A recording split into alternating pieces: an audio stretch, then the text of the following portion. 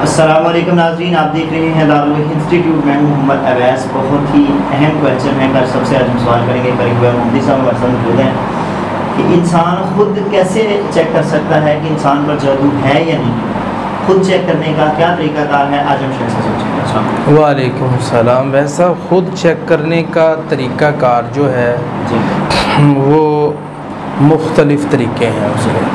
ایک طریقہ ہے کہ اس بندے کے جسم کے اوپر علامات ہوتی ہیں، اس شخص کے اوپر وہ علامتیں کیا ہوتی ہیں اس کے اوپر، اس کو بہت زیادہ غصہ آنا شروع ہو جاتا ہے، وجہ ہے ہی کوئی نہیں، غصہ آ رہا ہے۔ اسی طرح وہ اپنی وائف کو بدنما محسوس کرتا ہے، اور اسی طرح گھر والوں کی باتیں اچھی نہیں لگتی، فیملی کی باتیں اچھی نہیں لگتی، ان کے ساتھ اس کو بیٹھنا اچھا نہیں لگتا، ان کے کام اچھے نہیں لگتے، اس بندے کو پرابلم ہے۔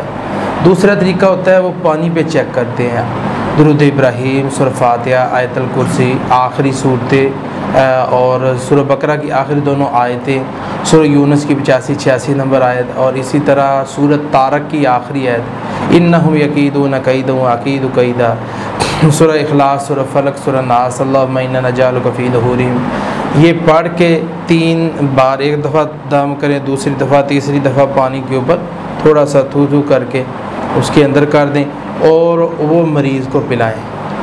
مریض اگر اس کو پی لیتا ہے اور مریض کو کچھ نہیں ہوتا اور اس میں اسمیل نہیں آتی، کڑوا نہیں لگتا، تو اس کو کچھ نہیں ہے۔ اگر اس کو فیلنگ آتی ہے یا اگر بہت زیادہ اثرات ہیں، وہ گلاس پھینک دے گا یا لڑے گا یا اس کو چکر آنا شروع ہو جائیں گے، تو یہ کیفیت ہوگی۔ تو یہ کیفیت ہو تو اس کے اوپر پرابلم ہے۔